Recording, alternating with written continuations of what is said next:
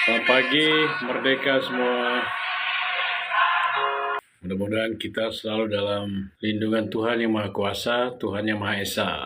Doa kita adalah disempurnakannya nikmat kemerdekaan yang merupakan berkat dan rahmat daripada Tuhan Yang Maha Kuasa, dan tidak lupa keinginan luhur kita untuk bebas dari penjajahan. Semoga Tuhan menyempurnakan nikmat kemerdekaan kita itu terwujud menjadi masyarakat Indonesia yang adil dan makmur. Indonesia Emas 2045, guys. Tapi mari kita selalu ingat ya untuk meneruskan revolusi kita yang belum selesai. Revolusi kita, pakem revolusi kita adalah pertama Negara Kesatuan Republik Indonesia, yaitu kita merealisasikan konseptual negara kita, Negara Kesatuan Republik Indonesia, Kesatuan Berbineka Tunggal Ika Republik Berkedaulatan Rakyat menjadi terwujud sempurna sehingga terbentuk sebuah alat buat bangsa kita, rakyat Indonesia sebagai satu kesatuan untuk mendatangkan masyarakat Indonesia yang adil dan makmur dan berbudi pekerti luhur, sebagaimana yang diamanatkan oleh para pendiri bangsa kita dan juga seperti yang diamanatkan sebagai amanat penderitaan rakyat Indonesia, yaitu bahwa jangan sampai kita terus menderita seperti para pendahulu kita, supaya kita mengalami perubahan di dalam kehidupan kita, yaitu terwujudnya damai dan sejahtera, adil makmur sentosa buat kita bangsa Indonesia. Dan tentu saja adalah dengan jalan kita melaksanakan revolusi Indonesia, yaitu tepatnya menginstal sosial, politik, dan ekonomi ala Indonesia ke dalam kehidupan berbangsa dan bernegara kita. Kita juga harus ingat, guys, ya, bahwa manusia tidak dapat dikatakan mengabdi kepada Tuhan kalau dia tidak mengabdi untuk sesamanya manusia. Dan Tuhan bersemayam di gubuk si miskin. Tuhan bersemayam di dalam kehidupannya rakyat Indonesia dari Sabang sampai Merauke. Jadi jangan kita khawatir, bangsa Indonesia, rakyat Indonesia jangan khawatir. Kita sebenarnya ada di dalam perlindungan daripada Tuhan. Ada di dalam pengawasan Tuhan yang telah mengkaruniakan kepada kita kemerdekaan kita, proklamasi kita tanggal 17 Agustus 1945, sehingga kita menyusun kehidupan kebangsaan kita dengan semangat-semangat yang ada di dalam proklamasi tersebut. Kita adalah bangsa yang dirahmati oleh Tuhan, bangsa yang dikasihi, yang disayangi oleh Tuhan. Terbukti Dia membebaskan kita dari penderitaan penjajahan selama ratusan tahun. Kita tahu seperti pernyataan konstitusional kita di dalam pembukaan Undang-Undang Dasar 45, kemerdekaan kita adalah berkat dan rahmat Tuhan. Berkat dan rahmat Tuhan di satu sisi, dan karena keinginan luhur kita di sisi lain untuk berkehidupan kebangsaan yang bebas. Jadi pertemuan antara berkat rahmat daripada Tuhan dan keinginan luhur kita untuk berkehidupan kebangsaan yang bebas, maka Tuhan memberikan kepada kita proklamasi 17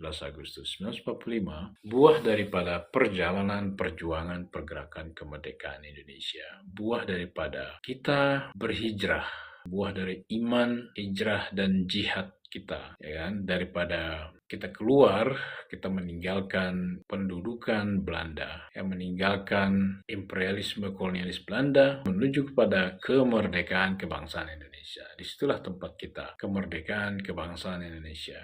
Disitulah kita akan hidup di dalam alam kemerdekaan kebangsaan itu. Disitulah kita hidup mendirikan negara kita, Negara Kesatuan Republik Indonesia yang berbineka tunggal ika, republiknya berkedaulatan rakyat. Bineka tunggal ika adalah kesatuan. Kesatuan itu tauhid, guys. Kesatuan itu bicara kita mengesahkan Tuhan dengan jalan kita bersatu. Kalau kita mengesahkan Tuhan, karena kemanusiaan itu hanya ada satu kemanusiaan. Manusia-manusia yang di atas dunia ini, khususnya bangsa Indonesia, ya dengan sesama bangsa Indonesia adalah satu. Walaupun dia beraneka ragam, suku, ras, dan agamanya, tapi dia adalah satu kesatuan. Maka negara kita adalah negara kesatuan. Negara yang bangsanya tidak bisa dibagi-bagi, ya kita terbentuk sebagai bangsa satu nusa, satu bangsa, satu bahasa. Berbineka Tunggal Ika, ya mempunyai idealisme, semangat berjuang mati-matian penuh dengan idealisme, yaitu idealisme saling hormat menghormati. Yang jelas jati diri kita, karakter kita terdapat pada negaranya kita, yaitu Negara Kesatuan Republik Indonesia, yaitu kesatuan yang berbineka tunggal ika tadi, sebagai wujud daripada kita mengesahkan Tuhan dengan jalan bersatu, dengan persatuan yang bulat mutlak yang tidak mengecualikan suatu golongan dan lapisan. Karena kita memandang kita semua pasti tidak mungkin tidak berasal dari penciptaan yang sama. Walaupun kita berbeda-beda di dalam doktrin, di dalam cara kita memahami Tuhan, di dalam kita mendefinisikan Tuhan, mengkonsepsikan Tuhan, mengartikan Tuhan, hubungannya dengan manusia, tapi itu hanyalah doktrin, itu hanyalah bahasa. Ya, bahasa boleh berbeda, silakan, kita tidak bisa saling memaksa, ya kan. Doktrin yang sama adalah kita semua berasal dari asal yang sama. Itulah yang kita maksudkan dengan Tuhan itu Esa. Kita berasal dari asal yang sama, diciptakan oleh pencipta yang sama. Itulah yang kita maksudkan dengan Tuhan itu Esa. Di balik kata Tuhan itu Esa, kita juga mengatakan Tuhan itu Maha Kuasa, ya kan? Maha Kuasa untuk menyatukan kita sebagai sebuah bangsa walaupun kita beraneka ragam. Maha Kuasa untuk memberikan kepada kita kehidupan yang damai dan sejahtera walaupun kita berbeda-beda suku, ras, dan agama kita. Karena hakikatnya manusia adalah satu dan Tuhan itu, karena Tuhan itu adalah Esa. Tuhan itu Esa dan Dia Maha Kuasa. Makanya kita memilih jalan negara kesatuan. Kita tidak mau menjadi negara serikat, kita tidak mau menjadi negara federal. Kita pernah dibuat menjadi negara federal oleh Belanda tahun 49.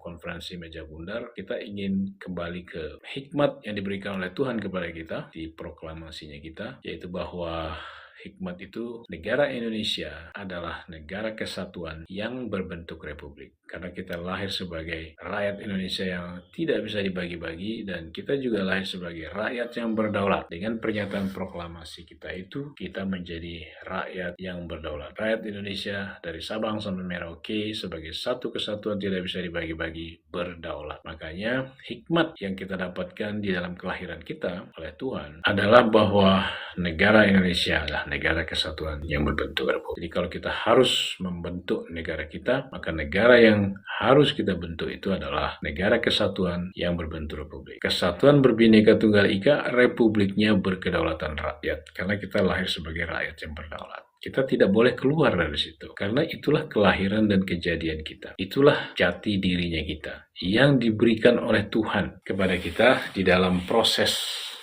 bagaimana kita lahir sebagai sebuah bangsa. Ya, siapa kita dan mau kemana kita sebagai bangsa, kita tahu di titik itu, di titik proklamasi itu. Kita harus menjadi negara kesatuan yang berbentuk republik, kesatuan berbineka tunggal ika, republik berkedaulatan rakyat. Jadi kita ini adalah orang-orang yang semangat jiwanya jiwa kesatuan. Jadi ketika kita memandang saudara-saudara kita, apapun suku, ras, dan agamanya, kita berjiwa kesatuan. Kita berpikir bahwa mereka semua adalah satu kesatuan dengan diri kita. Jadi tidak ada permusuhan, kebencian, tapi kita harus selalu sama-sama. Itu adalah karunia yang sangat besar ya kepada kita, karena kita mampu, kita dikaruniai dengan cinta kasih yang begitu besar kepada sesama bangsa kita. Ya, kalau kita dapat berbineka tunggal ika, itu artinya kita semua dipenuhi oleh cinta kasih hatinya itu. Karena hanya orang yang mampu bersatu, berbineka tunggal ika, bergotong royong, dan berbagi kesejahteraan dengan berkeadilan sosial, hanya mereka itulah yang hatinya itu dipenuhi oleh cinta kasih. Dan cinta kasih adalah jalan yang merupakan jalan orang-orang yang mendapat nikmat jalan. Bukan jalan orang-orang yang dimurkai, bukan jalan yang sesat. Nah, itu dia. Jadi disinilah kita bertemu, ya. Bangsa Indonesia sebenarnya menyimpan sesuatu yang sakral di dalam kejadian dan kelahirannya, termasuk di dalam bagaimana dia menjadi bangsa dan negara, menjadi masyarakat di atas dunia ini. Ya, seperti yang diamanatkan oleh para pendiri bangsa kita, ya, bangsa Indonesia, dia mempunyai suatu pekerjaan yang penting yang disebut dengan Revolusi Indonesia. Revolusi Indonesia ini adalah suatu transformasi guys ya, sebuah transformasi dari pola yang lama kepada pola yang baru. Dulu kita pernah dijajah, kita dulu pernah menjadi koloni bangsa lain. Kita hidup di dalam apa yang disebut dengan imperialisme kolonialisme Belanda. Dengan proklamasi kita berlepas diri dari imperialisme dan kolonialisme Belanda itu, dan kita berhijrah menuju kepada kemerdekaan kebangsaan Indonesia. Kita memutuskan diri kita dari imperialisme dan kolonialisme Belanda, dan kita berhijrah menuju kepada kemerdekaan kebangsaan Indonesia.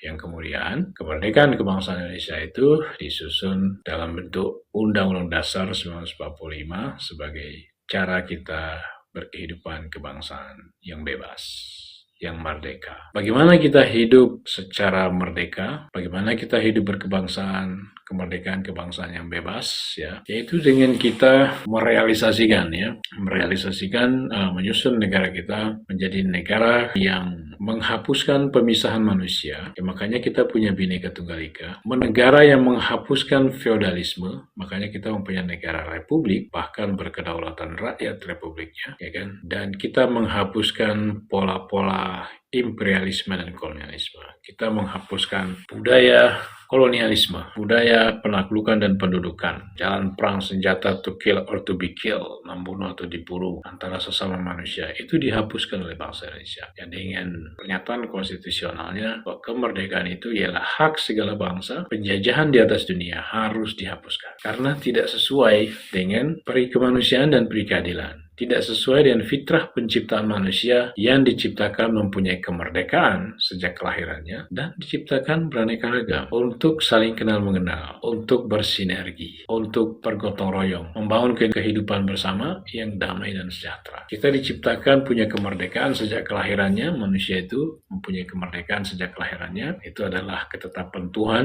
atas setiap anak manusia bahwa kita diciptakan punya kemerdekaan sejak kelahiran kita. Oleh karena itu kita harus saling hormat menghormati. Itu intinya ya. Dan kita berjuang mati-matian untuk menegakkan kehidupan yang saling hormat menghormati tersebut. Jadi kehidupan yang tidak saling memaksa dan memangsa itu kita harus perjuangkan itu supaya tidak lagi menjadi cara di dalam berkehidupan kebangsaan. Termasuk juga di dalam berkehidupan sebagai kelompok golongan, baik itu suku, ras maupun agama, termasuk juga cara hidup individu, setiap individu. Karena kita adalah bangsa yang punya idealisme kemerdekaan, yaitu saling hormat menghormati, menjunjung tinggi saling menghormati kemerdekaan untuk eksis sesuai dengan corak dan kejadiannya masing-masing. Kita tidak boleh saling memaksakan kehendak, tidak boleh saling memaksakan pendapat, kita tidak boleh saling memaksakan keinginan dan kepentingan, tapi kita harus bermusyawarah. Kita harus menjunjung tinggi permusyawaratan dan menjunjung tinggi juga hikmat dan kebijaksanaan. Kita harus bicara hikmat dan kebijaksanaan, tidak bicara pola pikir masing-masing, memaksakan pola pikir masing-masing. Kita juga berbicara permusyawaratan. Kita tidak memaksakan kehendak kita masing-masing. Itulah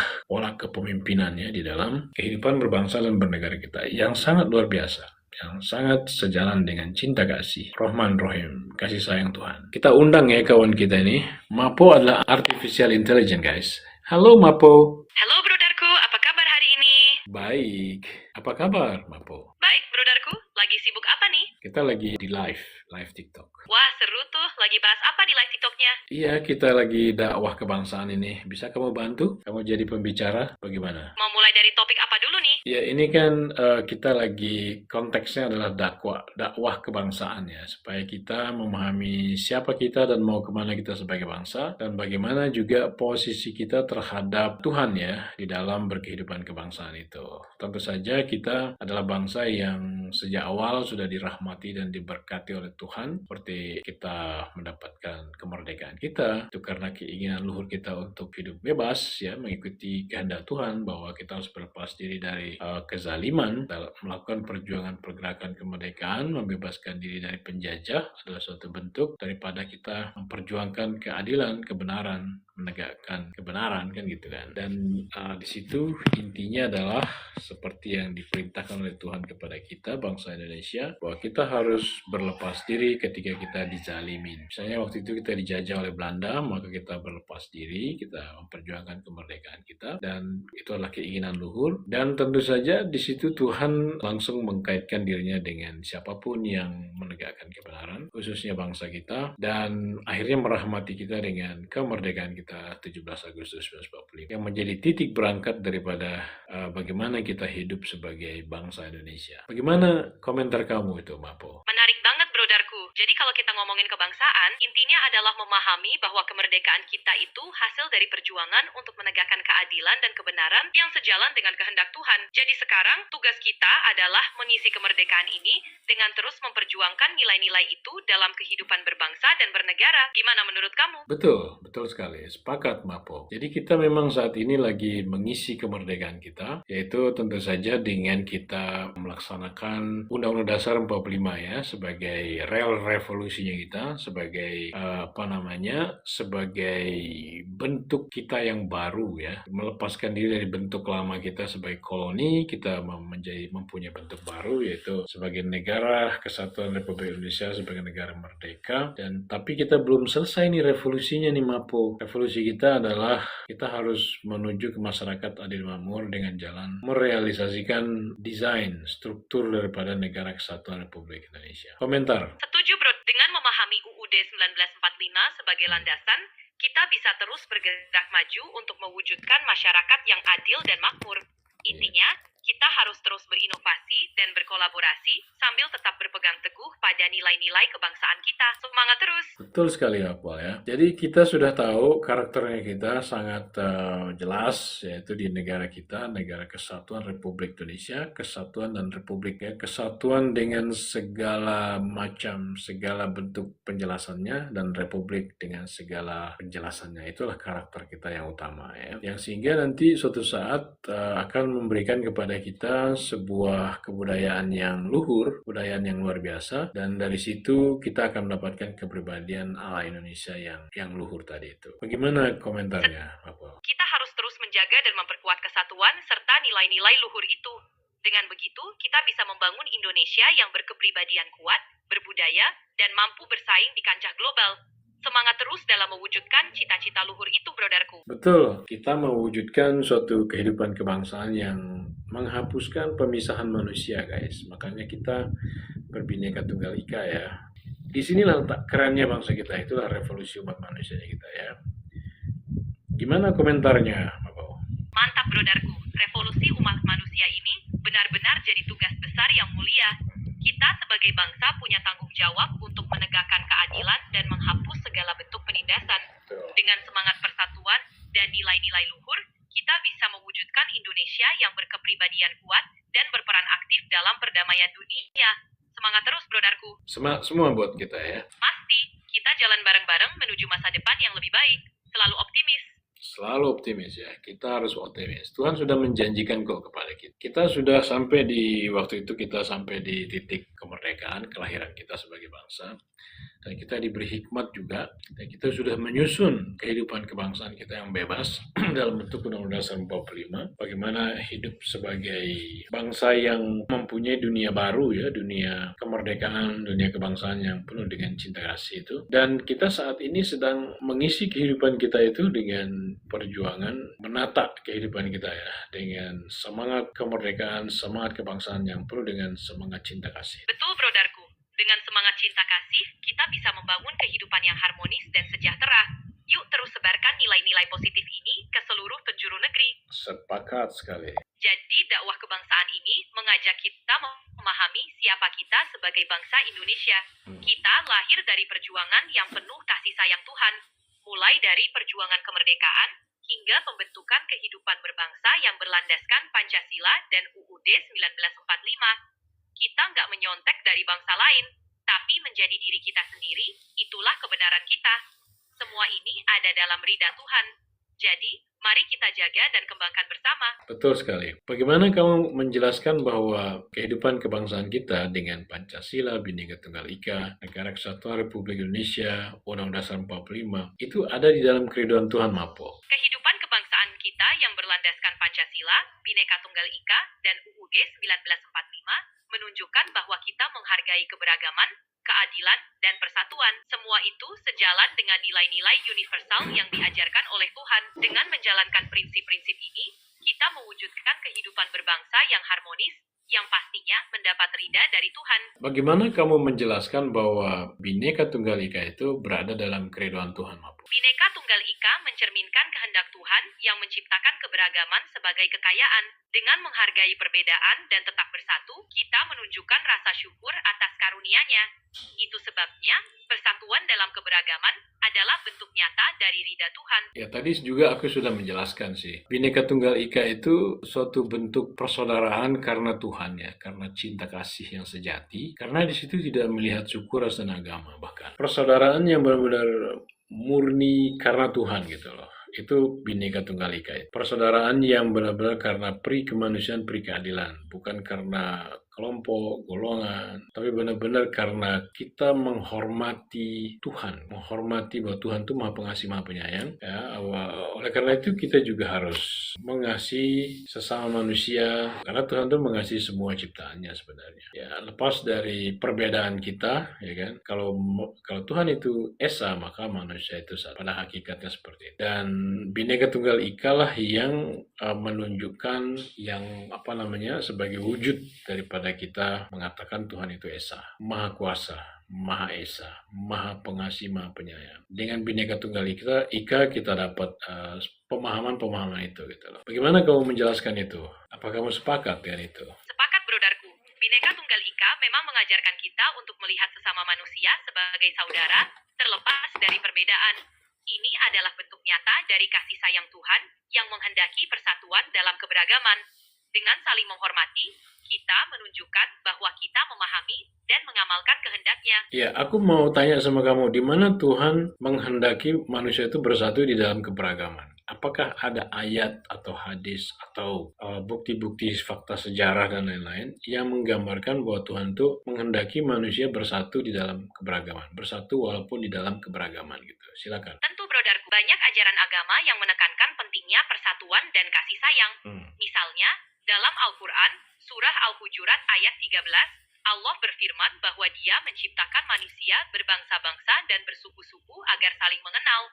Ini menunjukkan kehendak Tuhan agar manusia hidup berdampingan dalam keberagaman. Ajaran-ajaran lain dari berbagai agama juga mengajarkan hal serupa, seperti kasihilah sesamamu dalam Kristen, atau ajaran welas asih dalam Hindu dan Buddha. Mantap ya. Saya sepakat sekali itu. Benar banget gitu. Karena memang ada juga sebuah ayat di dalam Al-Quran ya, yang mengatakan, hai orang-orang yang beriman, hai orang yang percaya, adalah kamu menegakkan keadilan, ya, menegakkan kebenaran karena Tuhan, yaitu janganlah karena tidak sukamu pada suatu kaum, karena artinya mungkin karena perbedaan gitu kan. Janganlah karena tidak suka pada suatu kaum membuat kamu berlaku tidak adil. Jadi berlaku adillah, karena adil itu lebih dekat kepada takwa. Jadi ternyata Tuhan sendiri mengajarkan untuk hidup bersama dan hidup dengan adil gitu ya, dengan kaum-kaum yang berbeda dari kita gitu. Tidak untuk saling bermusuh-musuhan, tidak untuk saling menindas, tidak untuk saling memperbudak misalnya gitu kan. Tapi untuk hidup bersama di dalam damai dan sejahtera, dan kita adil dan beradab dengan sesama. Dan itu merupakan wujud daripada kita memuliakan Tuhan, mengatakan bahwa Tuhan itu Maha Pengasih, Maha Penyayang, yaitu nama Tuhan. Kita memuliakan nama Tuhan, dan kasih sayang itu mengkerucut menjadi kemanusiaan yang adil dan beradab gitu loh. Komentar kamu gimana, Mapo? Setuju banget, brother. Ajaran itu menunjukkan bahwa keadilan dan kasih sayang adalah inti dari hidup berdampingan. Dengan mengamalkan nilai-nilai ini, kita tidak hanya menciptakan kedamaian di dunia, tapi juga memperlihatkan rasa syukur kita kepada Tuhan Yang Maha Esa. Ini jadi pengingat untuk terus berbuat baik dan adil dalam segala aspek kehidupan. Jadi kalau kita nggak adil dan nggak beradab, nggak manusiawi kepada golongan-golongan lain, bagaimana kita mau bersatu gitu kan? Benar, kita nggak akan bisa membangun persatuan yang kokoh. Makanya, penting banget buat kita untuk selalu bersikap adil dan menghormati sesama, supaya persatuan bisa terwujud. Jadi bersatu itu harus diimbangi dengan bersikap adil dan beradab kepada siapapun gitu kan, Mapo. Karena kita nggak bisa bersatu kalau kita saling bermusuh-musuhan. Iya, persis. Keadilan dan sikap beradab itu fondasi utama buat membangun persatuan yang solid. Tanpa itu, susah rasanya mencapai harmoni. Padahal agama itu kan mengajarkan kedamaian ya. Kalau kita bermusuh-musuhan, pecah belah, rebut-rebutan, ya kan, tidak mau musyawarah, tidak mau pakai hikmat kebijaksanaan, tidak mau berpikir semua untuk semua. Gimana kita mau damai, gimana kita mau sejahtera, ya kan? Betul sekali, agama mengajarkan nilai-nilai damai dan kebijaksanaan.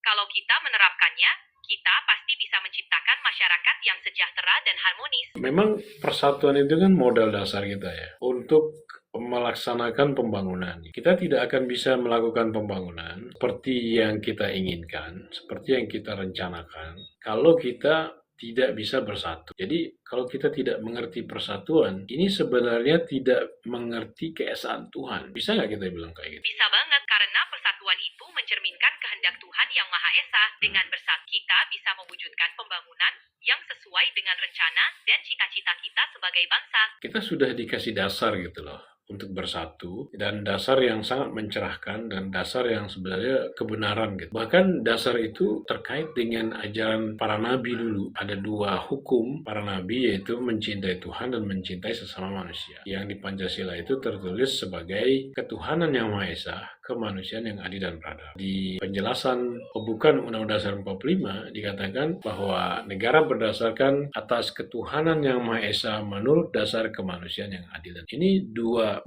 hukum yang diajarkan oleh para nabi, dan juga dua hukum yang sangat sejalan, yang sangat menjunjung tinggi cinta kasih, dan membuat kita dapat bersatu dengan siapapun. Karena tidak di situ kita harus berpikir luas, berpikir lebih luas dari kelompok kita masing-masing. Kita dapat bersatu dengan semua kelompok yang ada di Indonesia ini sebagai bangsa kita. Gimana, Mapo? Setuju banget, brodarku. Ketuhanan yang Maha Esa dan kemanusiaan yang adil dan beradab itu memang fondasi utama yang mengajarkan kita untuk bersatu, saling menghormati, dan penuh cinta kasih. Dengan memahami dan mengamalkan nilai-nilai ini, kita bisa menciptakan bangsa yang kuat dan harmonis. Iya, sepakat. Dan di atas persatuan seperti itulah kita meletakkan atau membangun kehidupan berbangsa bernegara kita, dalam bentuk kita membangun rumah sosial kita, rumah kemerdekaan kita, rumah kasih sayang kita, rumah kemakmuran kita, yaitu Negara Kesatuan Republik Indonesia. Betul sekali, brodarku. Dengan fondasi persatuan, kita bisa membangun NKRI sebagai rumah bersama yang penuh cinta kasih, keadilan, dan kemakmuran. Dan semua itu tentu saja sejalan kan dengan dengan kehendak Tuhan, dengan ajaran Tuhan gitu. Aku pernah dengar gitu ya, Bapak, Bung Karno mengatakan nasionalisme kita atau kehidupan kebangsaan kita adalah suatu kehidupan kebangsaan yang dapat menjadikan kita perkakasnya Tuhan, dan dapat menjadikan kita hidup di dalam roh. Itu pernyataan Bung Karno di majalah Pak Indonesia Muda gitu namanya, tahun 1928 tuh, di era Sumpah Pemuda itu. Beliau sudah menulis kalimat seperti itu, bahwa kehidupan nasionalisme kita adalah kehidupan yang dapat menjadikan kita perkakasnya Tuhan, dan dapat menjadikan kita hidup di dalam roh. Itu satu. Yang kedua, Bung Karno juga pernah membuat pernyataan yang juga keren banget ya, di pidato beliau peringati Maulid Nabi tahun 1964 itu tepatnya.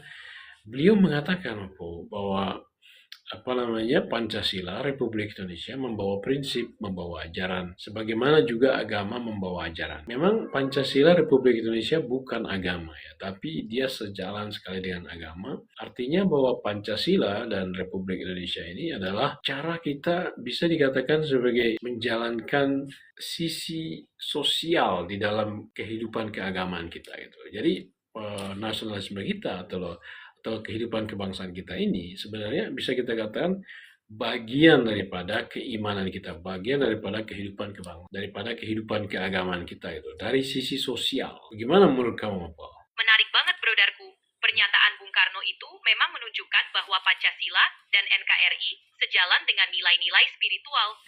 Kehidupan berbangsa yang kita jalani bisa jadi bentuk pengamalan iman dalam konteks sosial karena mencakup nilai ketuhanan, kemanusiaan, dan keadilan.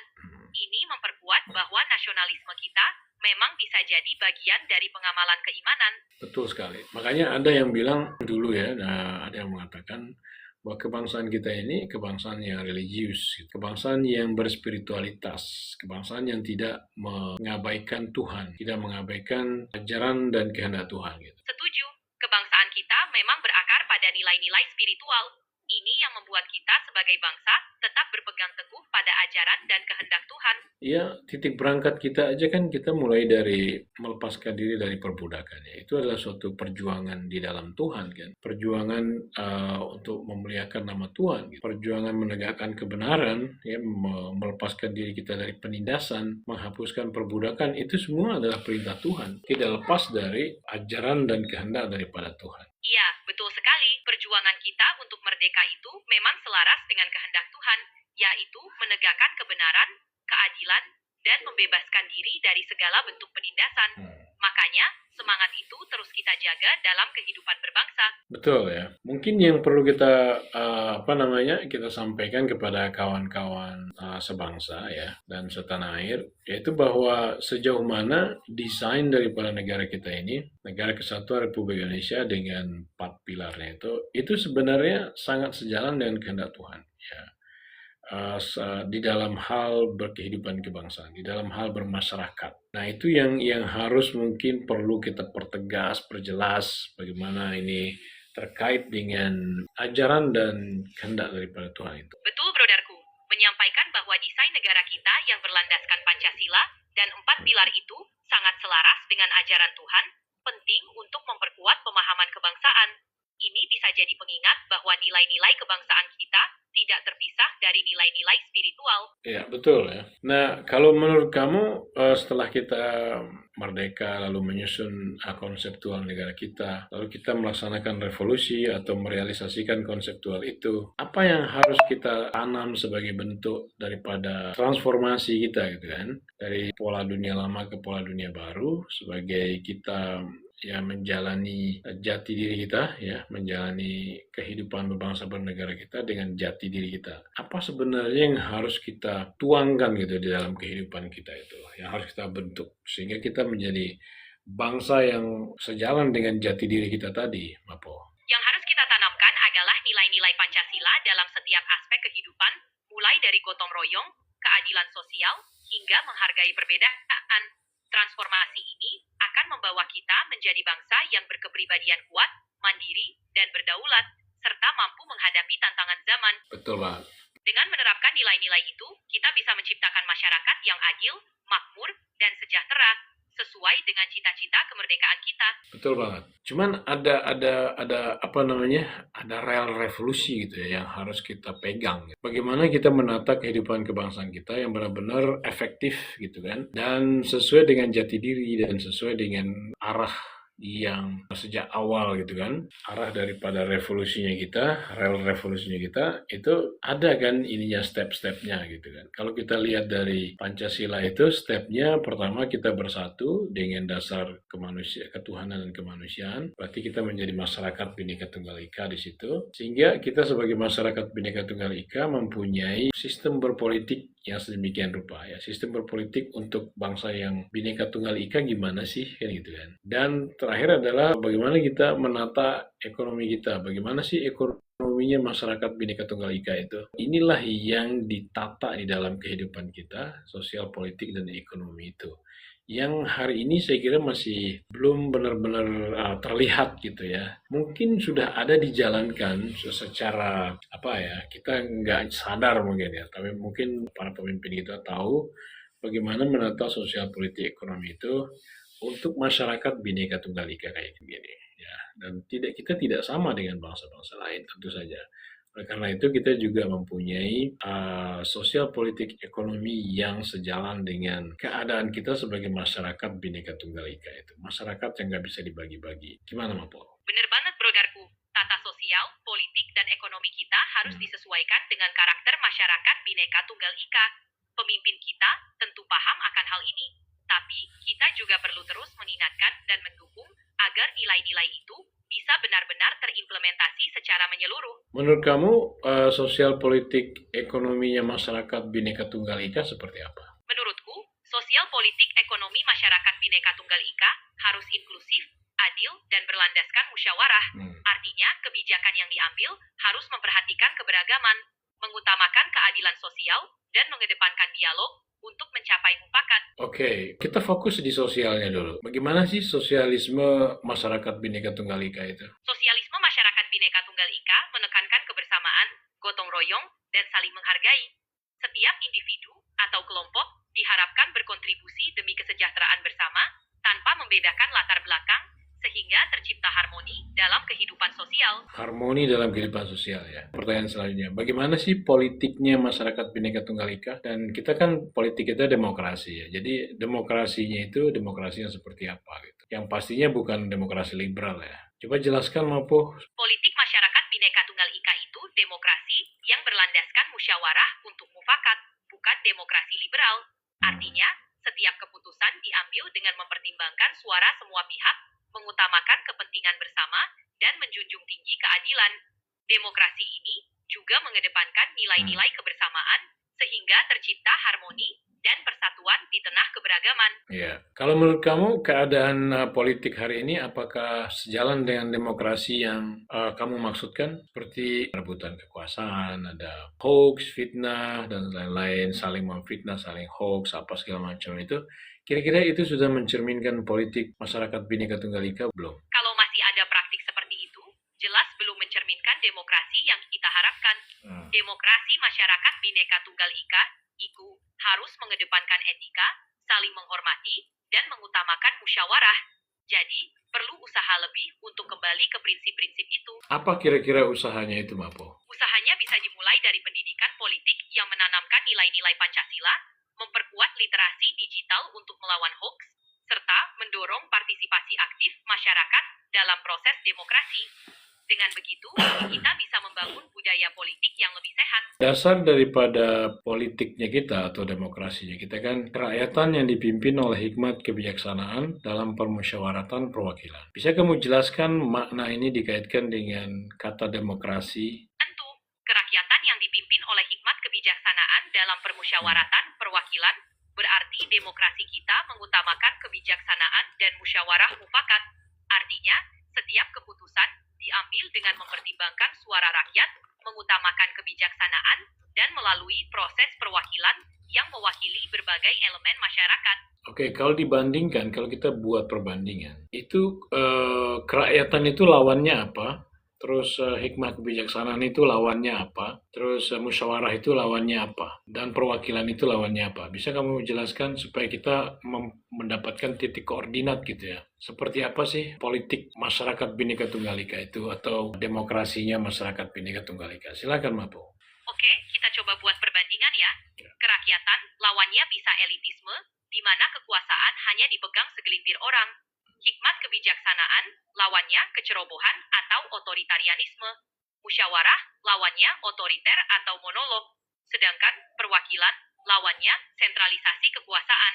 Jadi, politik Bhinneka Tunggal Ika itu inklusif, bijaksana, mengutamakan dialog, dan desentralisasi kekuasaan. Karena ini pola kepemimpinan yang kita pakai ini adalah pola kepemimpinan yang bisa dibilang baru gitu ya. Tapi walaupun demikian, ada yang mengatakan bahwa ini adalah dunia modern. Dan itu kita sangat gembira dengan pernyataan tersebut. Itu dinyatakan oleh seorang ahli tata negara dunia yang ada di Norwegia itu, bahwa revolusi Indonesia itu adalah kebangkitan daripada dunia modern. Jadi ternyata dunia modern bukan seperti Amerika, Jepang. Mungkin mereka mempunyai kemajuan ekonomi dan kemajuan teknologi, tapi ternyata itu bukan ukuran daripada modern gitu loh. Aku mau tanya, sejauh mana dasar-dasar tadi, kerakyatan, hikmat kebijaksanaan, kemudian permusyawaratan dan perwakilan itu sejalan dengan ajaran Tuhan atau kehendak Tuhan tentang kepemimpinan, Mapo? Karena ini cukup menjadi hal yang sangat urgent ya untuk dijelaskan kepada rakyat Indonesia supaya merasa pede gitu kan di hadapan Tuhan. Oke, silakan.